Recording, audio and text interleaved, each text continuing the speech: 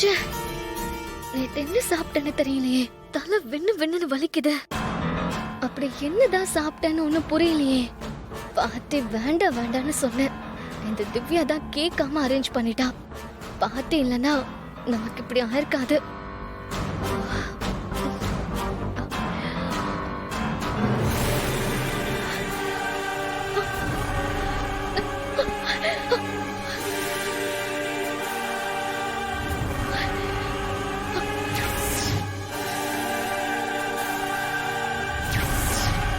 நான் நேத்து சுடிதாரே போடலையே.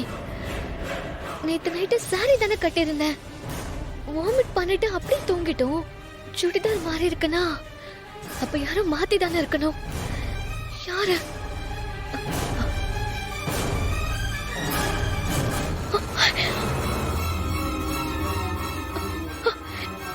ஒருவேளை இவன் மாத்திருப்பானோ? ரூம்ல எங்க 2 பேரை தவிர வேற யாரும் இல்ல. அப்ப இவன் தான் மாத்திருக்கணும். அதுக்கு முன்னாடி ஏதாவது பண்ணிருப்பானோ? ஹே,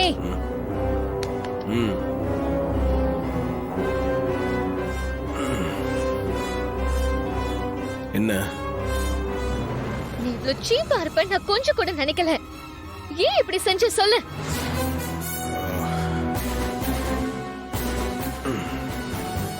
நீ என்ன சொல்ல வரேனே எனக்கு புரியல.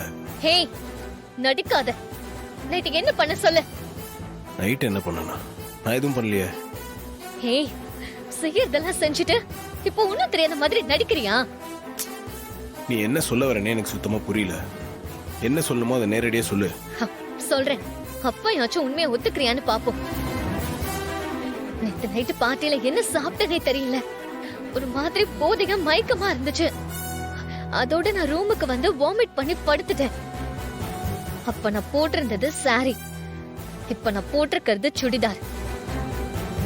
நான் வாமிட் பண்ணதால ட்ரெஸ்ஸை யாரும் மாத்திருக்காங்க. இந்த ரூம்ல நம்ம 2 பேரை தவிர வேற யாரும் இல்ல. அப்போ நீ தானே மாத்திருக்கணும். சொல்ல, நீ தானே மாத்திருக்கணும். இந்த மாதிரி சான்ஸ் எப்படா கிடைக்கும்னு காத்துட்டு இருந்தியா? இப்படி ஒரு கீழ்த்தனமான செயலை செய்ய உனக்கு வெக்கமா இல்ல? ஏய், என்ன நடந்ததுன்னு தெரியாம வாய்க்கு வந்ததெல்லாம் பேசிட்டு இருக்க. என்ன நடந்துச்சுன்னு தெரியுமா? அதான் எல்லாம் நடந்துருச்சு. அப்புறம் என்ன விளக்கம் கொடுக்க போற? தப்பு செஞ்சவன் இன்னைக்கு தப்ப ஒத்துக்கிட்டு இருக்கான். நீ எல்லாம் மனசாட்சியே இல்லாம தானே என் கழுத்துல தாலி கட்டின. நீ எப்படி தப்ப ஒத்துக்குவ? நீ எதுக்கும் துணிஞ்சவன். உன்கிட்ட எல்லாம் நியாய தர்மத்தை எப்படி எதிர்பார்க்க முடியும்? உன்னை இப்ப போக்கவே அருவருப்பா இருக்கு. என் முன்னாடி நிக்காத, போ இங்க இருந்து.